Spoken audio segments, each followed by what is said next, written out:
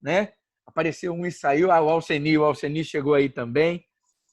Olha, nós estamos falando sobre as taças e eu vou falar hoje, agora, a gente vai falar sobre a sexta taça, a sétima taça e, se Deus quiser, vamos começar a entrar na grande... Não, entendo o que eu falo, nós vamos começar a entrar na Grande Babilônia. Não que a gente vai entrar na Grande Babilônia, literalmente, a gente vai entrar no assunto da Grande Babilônia, tá certo? Então, a gente quer fazer isso nessa noite, em nome de Jesus. Olha só, a sexta taça, nós lemos, ela é derramada sobre o Eufrates, né? E ela prepara o caminho dos reis do Oriente que vão se unir com os demais governadores do mundo para lutarem contra Cristo. Então, essa é aquela batalha que a gente encontra, que a gente fala, o Armagedon e Megido, aquela coisa toda. Nós temos 3 referências sobre essas batalhas aqui. Nós temos Apocalipse 17:14, que diz assim: guerrearão contra o Cordeiro, mas o Cordeiro os vencerá, pois é o Senhor dos senhores e o Rei dos reis. E vencerão com ele os seus chamados, escolhidos e fiéis. Depois nós temos Apocalipse 19:17-21, que diz: vi um anjo que estava de pé no sol e que clamava em alta voz a todas as aves que voavam pelo meio do céu: venham, reúnam-se para o grande banquete de Deus, para comerem carne de reis, generais e poderosos, carne de cavalos e seus cavaleiros, carne de todos, livres e escravos, pequenos e grandes. Então vi a besta, os reis da terra e os seus exércitos reunidos para guerrearem contra aquele que está montado no cavalo e contra o seu exército. Mas a besta foi presa e com ela o falso profeta, que havia realizado os sinais miraculosos em nome dela, com os quais ele havia enganado os que receberam a marca da besta e adoraram a imagem dela. Os 2 foram lançados vivos no lago de fogo que arde com enxofre. Os demais foram mortos com a espada que saía da boca daquele que está montado no cavalo. E todas as aves se fartaram com a carne deles. Apocalipse 19:17-21. E Salmos, capítulo 2, versículo 1-3, diz: porque se amotinam as nações e os povos tramam em vão? Os reis da terra tomam posição e os governantes conspiram unidos contra o Senhor e contra o seu ungido, e dizem: façamos em pedaço as suas correntes, lancemos de nós as suas algemas. Então, olha só, nós temos aqui, nessa passagem, nesse texto, falando exatamente sobre a guerra que vai haver. Só que nós temos que entender também uma coisa. Quando a Bíblia fala que da boca do dragão, da boca da besta, o anticristo, né, da besta que vem do mar, e da boca do falso profeta, sairão sapos, que nós vimos que são sapos demônios, com poder miraculoso, que irão fazer milagres, irão andar pelo mundo para arregimentar essas pessoas a lutarem contra o Senhor, contra o exército do Senhor. Nós vemos que isso vai acontecer. E, geralmente, quando nós pensamos nessa batalha, nós pensamos como se fosse uma batalha física. Não é verdade? A guerra do Armagedon, a gente sempre pensa o seguinte, porque fala que vai ser em Megido, no Monte Megido, né, que fica no norte da Palestina. Ao pé do Monte Megido, teria essa batalha chamada Batalha do Armagedon, a batalha final. Só que nós devemos entender o seguinte, amados, que essa passagem não se refere especificamente a um lugar físico. A um lugar físico. Não é uma localidade. Esse lugar aqui, esse lugar está simplesmente simbolizando alguma coisa. Por quê? Porque não vai ter como, irmãos, haver uma movimentação de nós sairmos daqui, da América do Norte, os nossos irmãos saírem lá da América do Sul, caminhando, andando, para chegar como um exército para lutar em um lugar só. Não teria nem condição de juntar todo mundo que vai estar vivo para fazer essa batalha. Na verdade, essa batalha é uma batalha espiritual. Isso aqui simboliza, amados, a igreja resistindo ao diabo no dia mau. É a igreja resistindo na sua totalidade à última investida de Satanás. A última investida de Satanás. O que fala aqui é que ele vai arregimentar, é que ele vai juntar todo o seu exército, todas essas pessoas, é porque, vejam bem, as pessoas é quem dão autoridade aos demônios para fazer alguma coisa. Já ouviram falar dessa questão de legalidade? E, na verdade, essa é a questão. O diabo, por exemplo, o diabo não domina lugares. Eu sempre falo isso. Diabo, por exemplo, eu já vi pessoas fazendo oração de guerra, expulsando o diabo. Ah, sai, espírito demoníaco que está vindo aqui, que está em tal lugar, que tal lugar. Eu lembro de uma vez que no Espírito Santo tinha as micaretas, e o pessoal vinha. Vocês lembram? Não era nem micareta que chamava, era micareta, né? Só que era o carnaval de Vitória, fora de época. E o pessoal vinha muito de Belo Horizonte, de Minas Gerais, descia ali pela 261 para vir participar do carnaval. Aí o detalhe é que eu vi muito crente, igreja, fazer sabe o quê? Eles ficavam ali no posto da Polícia Rodoviária Federal de Viana, na 101, né, na 262, para pegar a 101 que vinha do Rio.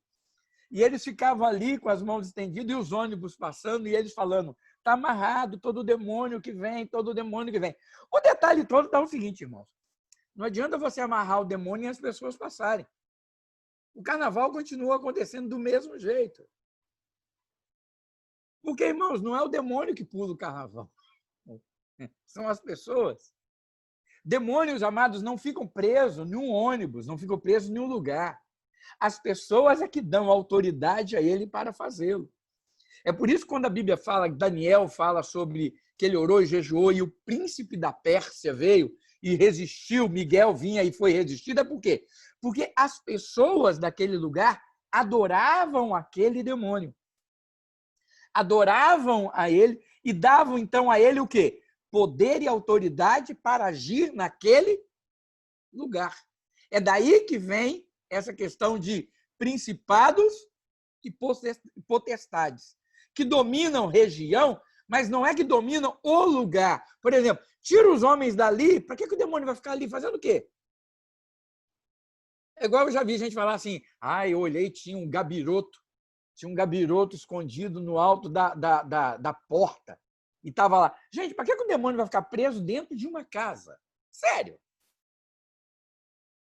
Amados, ele quer agir em pessoas. Em pessoas. E é por isso que eu falo que, uma vez eu já dei essa explicação aqui, por trás de cada demônio tem, por trás de cada ídolo tem um demônio. Não é que o demônio está ali atrás da agarrada, atrás do ídolo. Agora você vai. Não, irmãos. É a adoração, é o culto que se presta àquela imagem. Não é atrás da imagem que tem um demônio. É o que se faz por ela que traz esse domínio demoníaco sobre a pessoa. E é por isso que eu falo, você quer libertar um lugar, não adianta te repreender o demônio dos lugares. Nós temos que pregar o evangelho às pessoas. Você tem que pregar o evangelho à pessoa. Você pode ver que Jesus, ele nunca orou para expulsar demônios de lugares. Ele expulsou sempre demônio de pessoas. E ele fala que uma pessoa que está possessa e é livre, se essa pessoa não cuida, vem outros 7 e aquilo fica pior do que era. Então, ele não fala que para libertar as pessoas, nós temos que expulsar o demônio do lugar. Nós temos que libertar as pessoas. É por isso que o evangelho é o poder de Deus para a salvação de todo o que crê. Quando nós pregamos o evangelho entra na vida da pessoa. Essa é a verdadeira batalha espiritual. Por quê? Porque o demônio não quer. Lembra a história que Jesus falou que as pessoas eram dominadas pelo inimigo? Ele não quer isso. O valente tem que vir amarrar e tirar. Você tem que tirar aquele que domina aquela pessoa. Essa é a verdadeira batalha espiritual, que é efeito do Espírito Santo da pregação da palavra. Isso acontece. Veja bem, não estou aqui querendo falar nesse momento sobre possessão demoníaca, não é nada disso. Eu estou falando sobre a libertação da pessoa. Existem pessoas que ficam possessas? Com certeza. Existem pessoas que ficam tomadas e dominadas por demônios?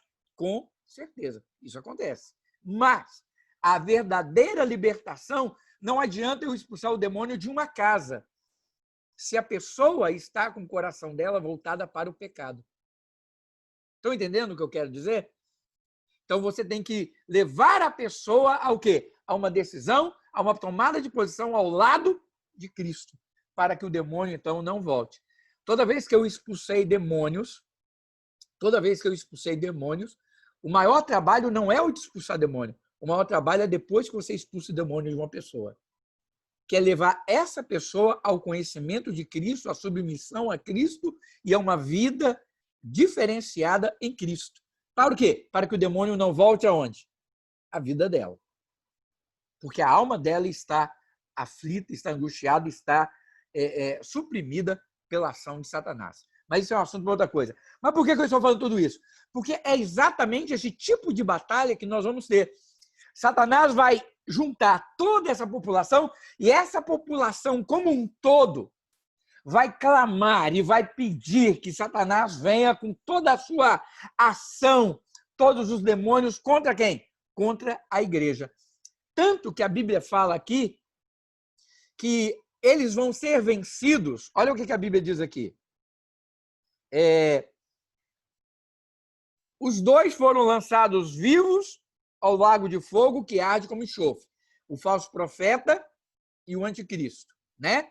Aí no versículo final, 21, diz assim: os demais foram mortos com a espada que sai da boca daquele que está montado no cavalo. Aí nós vamos lá em Apocalipse e fala que quando a gente vê a visão que João tem de Jesus, como é que ele fala? Eu vi que ele tinha cabelos brancos como a neve, olhos como chamas de fogo, e da sua boca saiu o quê? Uma espada afiada. E a Bíblia fala aqui que o que vai matar? O que vai matar as pessoas? Não é uma morte física. Estão entendendo isso? Não é aquela morte, não é que vai matar e vai jogar a pessoa morte fisicamente. A Bíblia está falando aqui, ó, ele mata com a espada que sai da sua boca. E o que é a espada? Aí vamos para Hebreus. A minha palavra, a tua palavra é o quê? É espada de 2 gumes. Mais afiada do que a espada de 2 gumes. Então, Jesus fala, as minhas palavras são espírito e vida. Então, quando a Bíblia fala que ele vai matar pela palavra, quer dizer que nós vamos resistir. E o próprio Senhor Jesus Cristo vai vencê-los, não numa luta física, mas através do poder da sua palavra. Como ele venceu a Satanás na tentação. Está escrito. Assim diz a palavra. Está escrito. Então, é essa vitória que vai acontecer e é isso que nós vamos experimentar nessa batalha. E é por isso, irmãos, que nós temos que entender uma coisa. No versículo, capítulo 16, versículo 15, Jesus fala assim que ele virá como um ladrão. Lembra que eu falei sobre isso já várias vezes? Ele virá como um ladrão. E quando nós pensamos nessa batalha e pensamos nessa vinda de Jesus como um ladrão, que nós devemos compreender uma coisa, é que para resistir esse tempo, muitos de nós pagaremos sim com a nossa vida, fisicamente. Por quê? Porque eu vou dizer não às artimanhas de Satanás. Eu vou dizer não à investida de Satanás. Eu vou dizer não àquilo que as pessoas... Aí sim, fisicamente eu posso sofrer alguma coisa. Por quê? Por eu não aceitar o domínio de Satanás na minha vida, nem aquilo que nós já vimos que é a marca da besta. O que é a marca da besta? Comportamento e pensamento. Quando eu não me comporto como ele e eu não ajo como ele, aí eu posso sofrer retaliação física. Fisicamente eu posso sofrer.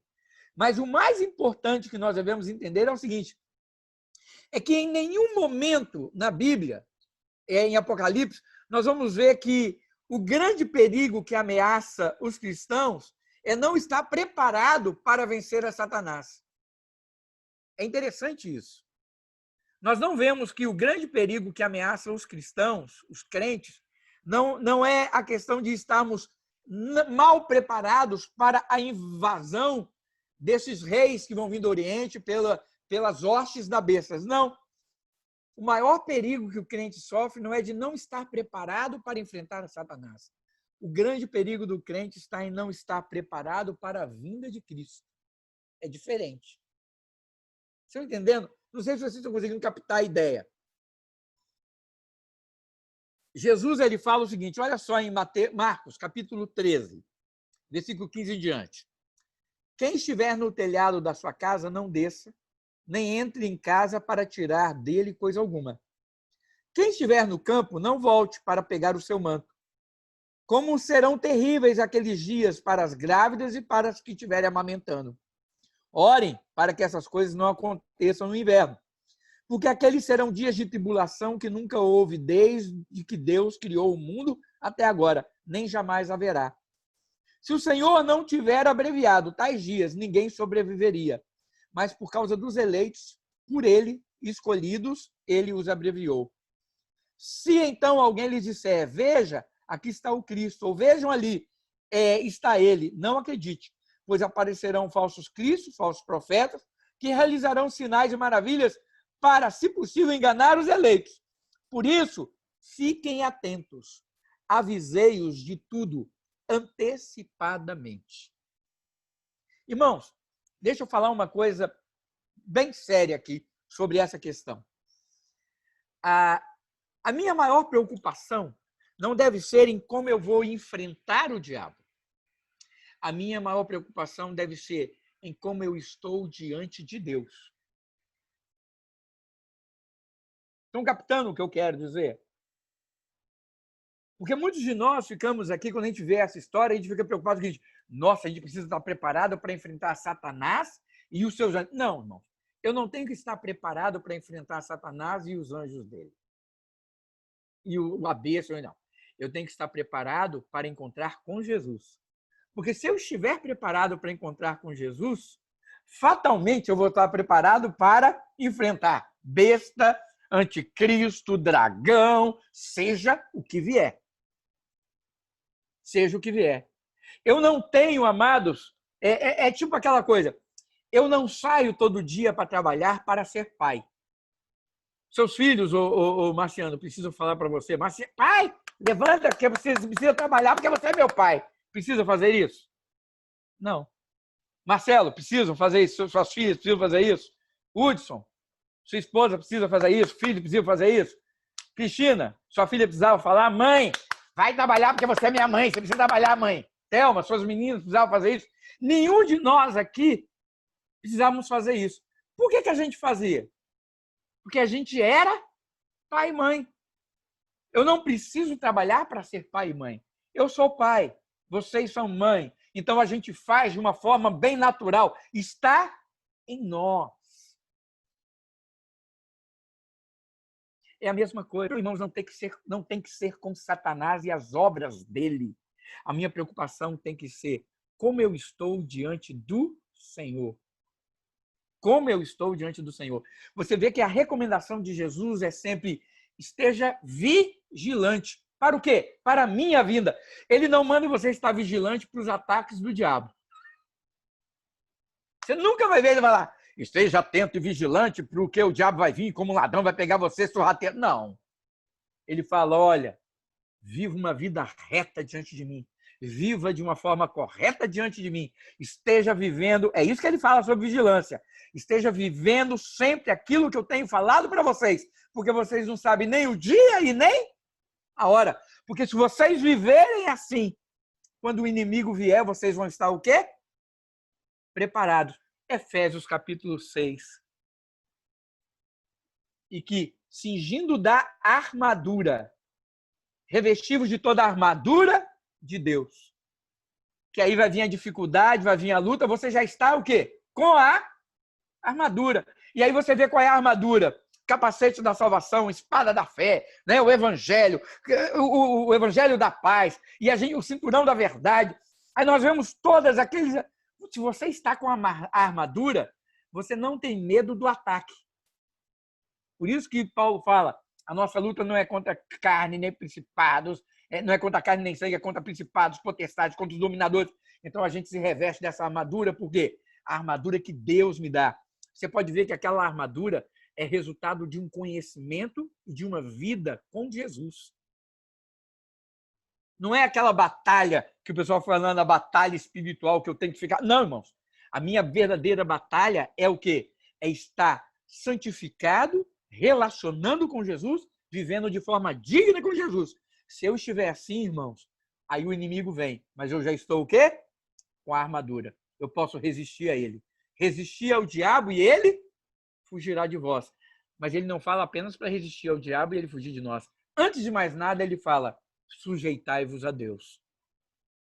Tiago, ele fala primeiro, sujeitai-vos a Deus. Aí sim. Porque não adianta eu tentar resistir ao diabo sem eu estar sujeito a Deus. Porque eu não consigo resistir ao diabo pelas minhas forças. Sujeitai-vos a Deus, resistir ao diabo, aí sim, ele fugirá de vós. Então, irmãos, nós precisamos compreender isso. E é por isso que essa batalha, eu a vejo, entendam sempre, tá, irmãos? Tudo que eu falo aqui, eu estou falando daquilo que eu vejo. Se você não enxerga assim, sem problema nenhum, tá? Eu estou falando o que eu entendo espiritualmente, o que eu entendo biblicamente sobre essa batalha. Eu não consigo imaginar uma guerra de eu pegar uma espada e... né? Pegar uma arma e... Não. Né? Mesmo porque a Bíblia fala que Jesus vai matar a todos pelo poder da sua palavra, pela espada que sai da sua boca. E lembra, sempre nesses textos finais aqui nós vemos aquele que está montado no cavalo. Está vendo como é que este cavalo é aquele o quê? O cavalo que saiu vencendo e para vencer. Não pode ser o anticristo, irmãos, sentado no cavalo. Ali é Jesus Cristo, o Rei dos Reis, Senhor dos Senhores, o nosso Deus. Ok? 7ª taça. Ficou claro aí? Qualquer coisa, depois vocês podem me perguntar, me questionar, estou à disposição. A 7ª taça, irmãos, sinaliza simplesmente o término da história presente. Olha aí. A 7ª taça é o fim. É o fim. O profeta João, ele descreve a teofania da tempestade cósmica mencionada em Apocalipse, capítulo 4, 4, versículo 5, 8, 5 e 11, 19. Você sabe o que é teofania? Teofania é o seguinte, teofania é toda aparição ou revelação da divindade de Deus. É a manifestação de Deus. Já viram no Antigo Testamento, quando Jesus aparece? Jesus aparece para... 3 anjos vêm até Abraão. Deixa eu contar essa história, porque é importante a gente entender isso. 3 anjos vêm até Abraão quando vão destruir Sodoma e Gomorra. Vocês lembram disso? 3 anjos chegam lá na tenda de Abraão. Aí o que acontece? Quantos anjos vão até Sodoma e Gomorra? 2. Um fica conversando com Abraão. Aí esse que fica conversando com Abraão diz assim, está lá no texto. Por acaso eu posso fazer alguma coisa sem falar antes com meu servo Abraão? Não é verdade? Aí ele vai falar com Abraão, ele fala, Abraão, eu vou destruir Sodoma e Gomorra. Aí vocês lembram da oração de Abraão? Abraão, Senhor, se tiver 40, o senhor não destrói, não? Aí ele fala, não tá, se tiver 40, diz não. Senhor, eu vou pedir, se tiver 20, aí ele vai fazendo aquela oração, vocês lembram disso? Ele está falando com quem? Ele está falando com Deus. Ali era uma revelação de Deus. E toda vez que nós vemos na Bíblia, no Antigo Testamento, falando assim, anjo do Senhor, até com letra maiúscula, ali é uma própria revelação da pessoa de Jesus no Antigo Testamento. Isso é chamado de teofania. Teofania. Uma revelação da divindade de Deus. Uma manifestação da sua divindade nessa terra. Ele se manifestou ao homem de uma forma que o homem pôde ver, entender e achá-lo. Então, é uma teofania. E nós vemos que, por exemplo, olha só, nós vemos aqui na 7ª taça, onde há realmente o derramar final, onde ele fala sobre a vitória da igreja. Apocalipse 4:5 diz assim, Do trono saíam relâmpagos, vozes e trovões. Diante dele estavam acesas 7 lâmpadas de fogo, que são os 7 Espíritos de Deus. Apocalipse 8:5. Então o anjo pegou o incensário, encheu-o com fogo do altar e lançou-o sobre a terra, e houve trovões, vozes, relâmpagos e um terremoto. Apocalipse 11:19. Então foi aberto o santuário de Deus no céu, e ali foi vista a arca da sua aliança. Houve relâmpagos, vozes, trovões, um terremoto e um grande temporal de granizo. Olha aqui, nós vemos sempre aqui nesses textos a manifestação da divindade de Deus. A manifestação dele diante dos homens, de quem ele é, de que ele é Deus. Então ele estava se manifestando dessa forma. E a sétima trombeta, a sétima taça, quando nós lemos, né, diz aqui, o sétimo anjo derramou a sua taça no ar. O santuário saiu um forte voz que vinha do trono dizendo: está feito. Então houve relâmpagos, vozes, trovões e um forte terremoto. Nunca havia ocorrido um terremoto tão forte como esse desde que o homem existe sobre a terra. A grande cidade foi fracionada em 3 partes e as cidades das nações se desmoronaram. Deus lembrou-se da grande Babilônia e lhe deu o cálice do vinho do furor da sua ira. Todas as ilhas fugiram e as montanhas desapareceram. Caíram sobre os homens, vindas do céu, enormes pedras de granizo, cerca de 35 quilos cada. Eles blasfemaram contra Deus por causa do granizo, pois a praga fora terrível. Então, irmãos, quando fala dessa sétima taça, ele está falando o seguinte: esse é o final. É quando Deus vai manifestar a sua glória e aí vai encerrar as coisas.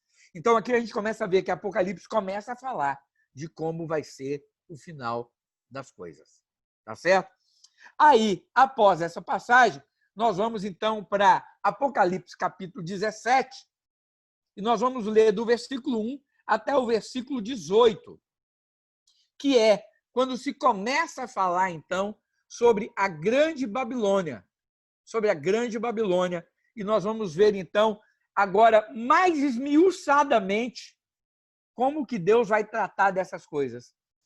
Quem é essa grande Babilônia que vai ser parceira do falso profeta?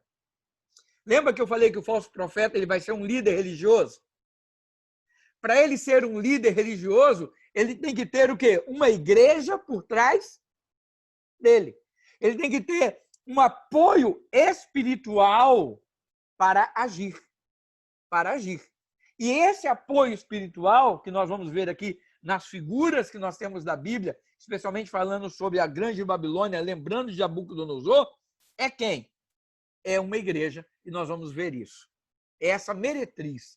Aí você fala, mas Elcio, não é a Grande Babilônia, não é a Babilônia lá dos caldeus, não, que está lá no Iraque, né? Que a Babilônia fica lá exatamente onde está o Iraque. Não, porque a Bíblia traz uma profecia de que a Babilônia jamais será reconstruída novamente. Aquela Babilônia, ela nunca mais vai ser reconstruída. Foi uma profecia dada por Deus.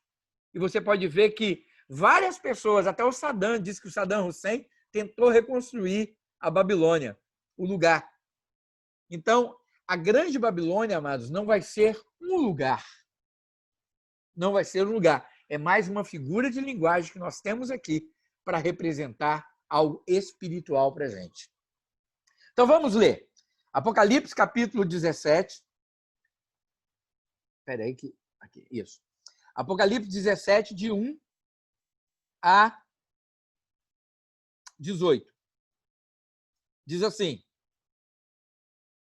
um dos 7 anjos, que tinha 7 taças, aproximou-se e me disse: venha, eu lhe mostrarei o julgamento da grande prostituta que está sentada sobre muitas águas. Olha, você pode notar o seguinte: os anjos que estavam com as taças já derramaram essas taças. Não foi isso que aconteceu? Nós vimos agora acima, as 7 taças já foram derramadas. Agora, olha só, um dos 7 anjos que tem as taças, não, que tinham as 7 taças. Eles já não estão mais com elas. Por quê? Porque essas taças foram derramadas. Então, entenda isso. Ó. Um dos 7 anjos que tinham as 7 taças aproximou-se e me disse: venham, eu lhe mostrarei o julgamento da grande prostituta que está sentada sobre muitas águas, com quem os reis da terra se prostituíram. Os habitantes da terra se embriagaram com o vinho da sua prostituição. Então o anjo me levou no espírito para um deserto. Ali vi uma mulher montada numa besta vermelha, que estava coberta de nomes blasfemos e que tinha 7 cabeças e 10 chifres. Vocês lembram que a Bíblia fala que a igreja também era uma mulher? Lembra que nós lemos mais acima? E a mulher deu à luz a um menino. E a mulher foi para o deserto. Olha, a figura daquela mulher significa o quê? Igreja. Lembra disso? A figura daquela mulher, a gente viu, é o quê? A figura representa a igreja. Vocês lembram que eu falei que dentro de um livro não pode ser dado uma mesma figura de linguagem com outro significado? Agora nós temos aqui o quê? Uma mulher. Uma mulher. Só que essa mulher, ela está o quê? Vestida de azul e vermelho, adornada de ouro, pedras... Aqui, perdão. Ela está montada numa besta vermelha. Estava coberto de nomes blasfemos e que tinha 7 cabeças e 10 chifres. Vocês estão lembrando dessas 7 cabeças e 10 chifres? A besta que emerge do mar, emerge como? 7 cabeças e 10 chifres. Não é dali que vem a autoridade lá que só... Olha como é que a coisa vai ficando, ó. Você vai vendo aqui. Então, essa mulher, então se num livro usa a figura de linguagem de uma mulher para a igreja, então nós podemos deduzir que essa mulher aqui também é o quê? Representa também um poder espiritual como uma igreja. Como uma igreja. Só que uma igreja o quê? Prostituta. Uma igreja que se vende.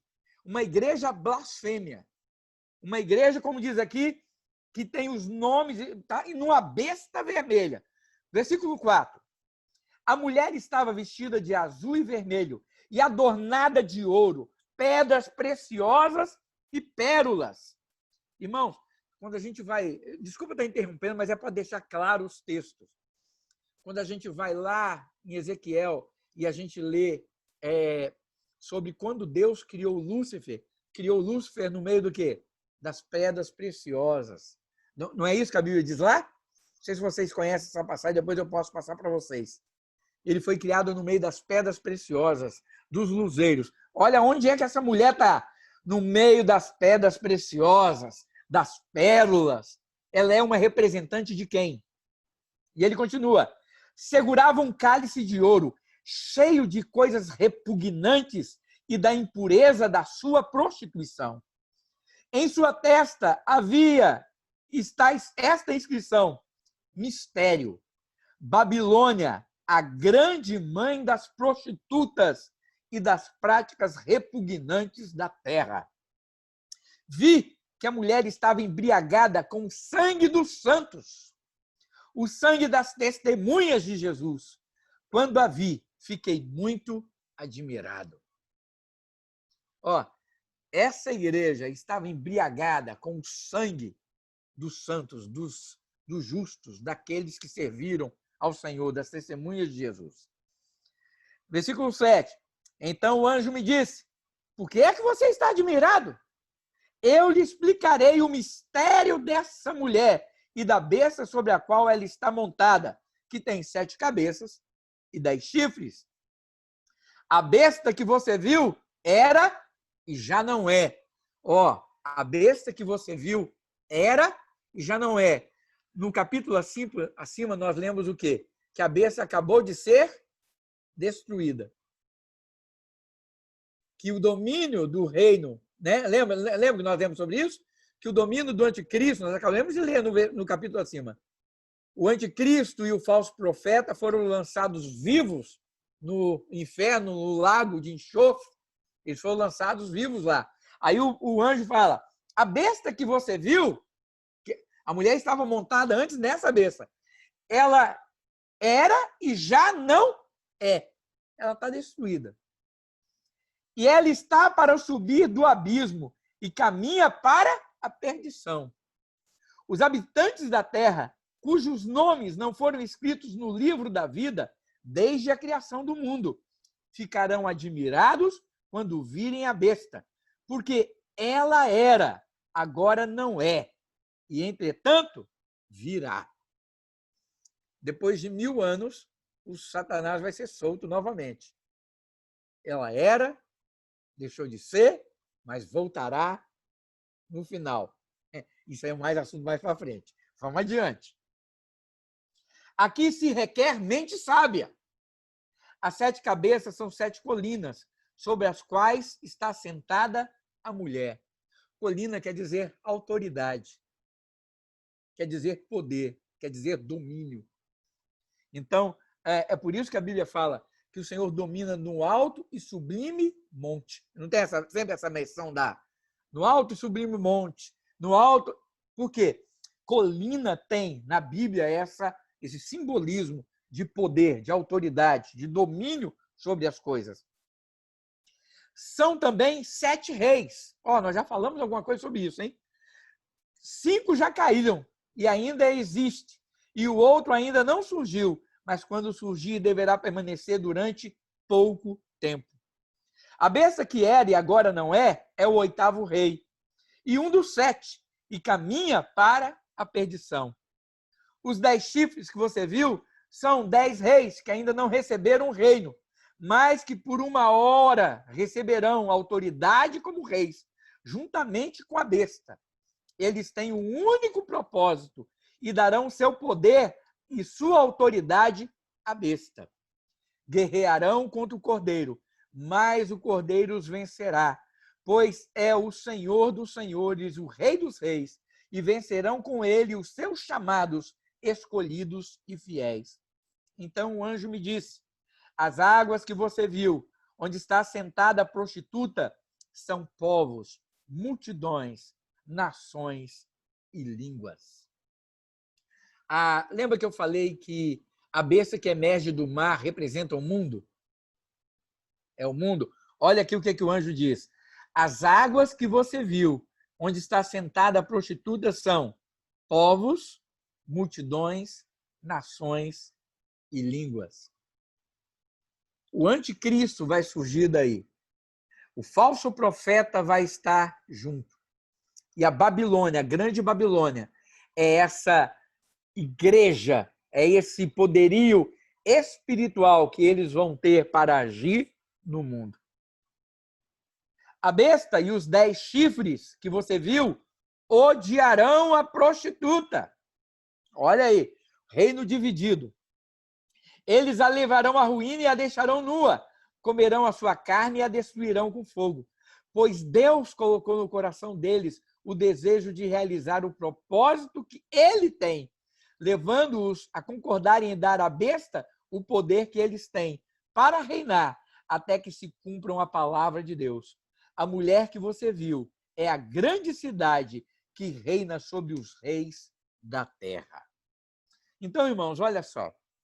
Nós temos nesse texto aqui a passagem onde ele fala e explica o que ele está falando, minuciando e dando detalhes daquilo que a gente já viu anteriormente e vai se revelando mais à medida que a gente vai seguindo. O que ele fala aqui é que vai haver entre eles, o reino de Satanás, entre eles mesmos vai haver uma ruptura. Por quê? Porque eles vão vai haver inveja daquilo que essa grande Babilônia está fazendo. Então, eles vão querer tirar a glória dessa grande Babilônia e dar ao quem? A besta. Aí você fala, peraí. Há o poder espiritual, mas vai ser tirado sim. Eles vão ver que eles estão vendo isso acontecer e eles vão falar, não, se isso continuar acontecendo, a besta vai perder muito da sua autoridade, do seu poder sobre a terra. Então, vamos tirar dessa e dar para ele também. E aí, então, eles vão matar e lutar contra essa grande Babilônia, essa meretriz. A meretriz, então, aqui é apresentada. Qual é a meretriz? A prostituta. Quem é a prostituta? Terça-feira a gente vai falar sobre ela, porque o nosso horário já está dando. Tá certo? Apocalipse 17, de 1 a 6. Nós vamos falar disso na terça-feira e, se der, vamos adiante. Porque nós vamos então, ver claramente a explicação dessa meretriz e dessa besta. Nós vamos tentar detalhar tudo isso que nós lemos aqui para a gente entender o contexto real e espiritual disso tudo. Agora eu faço uma pergunta para vocês. Qual é e quem é que tem um domínio espiritual no mundo hoje, religioso, que mistura governo, espiritualidade, riqueza, domínio? Quem? Igreja Católica. Ah, aí, ó, começou a falar. Não, Nós vamos... eu acho que é a Igreja Universal do Reino de Deus. Não. Eu acho. Ah, tem riqueza.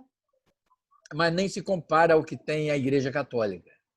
E nem ao poder, nem ao domínio, nem os governos. Quando a gente pensa em poderio econômico, o Vaticano, o Banco do Vaticano, é um dos bancos mais ricos do mundo. Para você ter uma ideia, o Vaticano é um Estado. É um Estado. Ele é um país dentro de Roma, com sede própria, com governo próprio, que não pode ser atingido. A Igreja Universal do Reino de Deus não chega nem perto disso. Não chega nem perto disso. Não em poderio, nem econômico, nem nada. Não chega. Não chega. E a amplitude disso. Mas sobre isso a gente quer detalhar, e veja bem, eu não quero aqui trazer nenhuma afirmativa, né? Tipo assim, categórica. Eu vou falar do que eu penso, a gente vai falar do que a gente vê, mas nós vamos ver. É bom ter esse tipo de opinião. É bom a gente ter esse tipo de opinião. Isso que a Thelma está falando quando traz ao universal do reino de Deus é uma coisa que a gente tem que pensar. Não, eu não penso nela como sendo uma grande Babilônia, mas eu penso nela até onde ela também não vai fazer parte dessa grande Babilônia. Entende o que eu quero dizer? De se misturar, de fazer essa mesclada, né? Misturar o sagrado com o pagão, profano. Com o profano. Então, esse é o perigo. Agora, aí nós vamos mais longe, Thelma. Quantos das nossas igrejas não estão fazendo isso hoje?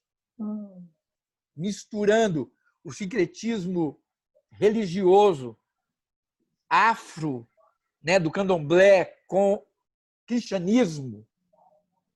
Nós não temos isso muito hoje presente? Tem. Presente no meio... Tem. Na Assembleia de Deus tem muito. As irmãs de sapatinho de fogo, assim, nossa, meu Deus. Olha, a coisa está em todo canto. Então, entendam o porquê que a gente tem que estar preparado para o quê? Não é para enfrentar Satanás, é andar de acordo com a vontade de Deus, conhecer a palavra para não se perder nessas coisas e não sermos como meninos compelidos por um vento ou por qualquer vento de doutrina. É rosa ungida, sabonete ungido, óleo ungido, não sei o que é mais ungido, bala ungida, tudo é ungido. Paninho, lenço e etc. Aí todas essas coisas... Aí eu falo, isso também não é um sincretismo? A gente não está paganizando a igreja? Paganizando a igreja. Então, a gente olha para a grande Babilônia, a gente pode dizer, é essa a igreja. Podemos até dizer, como alguém falou aí, eu acho que é a igreja católica. Perfeito, a igreja católica. Mas tem que ver se nós, como crentes, não estamos paganizando e, com isso, também nós não nos tornamos parte dessa Babilônia. Entende o que eu quero dizer? A gente se torna parte dela com atitudes semelhantes em nosso meio. Esse, para mim, é o grande perigo. A gente, às vezes, olha para eles e fala eles. Cuidado. Veja bem, gente, quando eu falo isso, entenda, eu não estou aqui dizendo que no meio da Igreja Católica não tenha pessoas salvas, tá? Como não estou dizendo que no meio da Igreja Universal do Reino de Deus não tenha pessoas salvas. Não é isso que eu estou... Não, em nenhum momento eu estou falando aqui sobre isso. Por favor, entenda. Eu acredito que nós vamos encontrar muitos católicos salvos no céu, sim. Porque se ele serve a Jesus de coração, piamente lá, você entendeu? É a relação dele com Deus. Eu não sou juiz da vida e do relacionamento dele com Deus. Não sou. Não sou. O que eu acredito é o seguinte, é o que a Bíblia fala, nós vamos ver aqui. Quando a pessoa quer servir a Deus e tem tempo, Deus vira e fala, sai do meio dela, povo meu. A grande Babilônia, vamos ver, tem esse recado. Sai do meio dela, povo meu. Martinho Lutero nunca quis sair da Igreja Católica. Ele foi expulso dela. Ele não saiu, ele foi expulso. Porque ele começou a pregar a verdade. Ah, você não serve para nós, fora daqui. É diferente. Entende o que eu quero dizer? Então, eu acredito que pessoas vão experimentar da salvação, sim, lá dentro, em qualquer lugar. Se a pessoa busca a Jesus, Jesus vai se revelar a ele. Então, não é um lugar que salva. Mas, como organismo, nós temos que estar atentos e vigilantes para vermos o que está acontecendo. Então, nós podemos dizer, a Grande Babilônia é uma entidade? É. É uma igreja? É. Que tem esse domínio? Sim. Aí a gente fala, a Igreja Católica, perfeito, ok. Então, na minha mente, é a Igreja Católica. Mas e a igreja crente, cristã, evangélica, que faz práticas também semelhantes? Então, ela também está junto com o quê? Ela também Babilônia. Ela também é uma igreja, é uma grande Babilônia. Sim. Que se vendeu pelo poder, que só corre atrás de dinheiro. Então, a gente pode falar que a grande Babilônia são todas as igrejas que se perdem. Que se perdem. No sentido de diminuir e adulterar o evangelho de Cristo Jesus. Então, eu posso falar, Igreja Católica? Tá, ok. Mas é só a Igreja Católica? Não. Não. Igrejas tradicionais também. Igrejas grandes, tradicionais, Sim, fortes. sim. A gente, então, tem que ter cuidado com isso. O grande objetivo do evangelho, irmãos, é que as pessoas possam se arrepender e voltar ainda. Né? Agora, vai existir essa grande Babilônia e ela vai estar lá no final e a gente vê isso. Olha, eu falei demais o restinho. Já tinha encerrado e terminei falando, mas eu acho que valeu a pena. Valeu, gente! Vamos estar orando.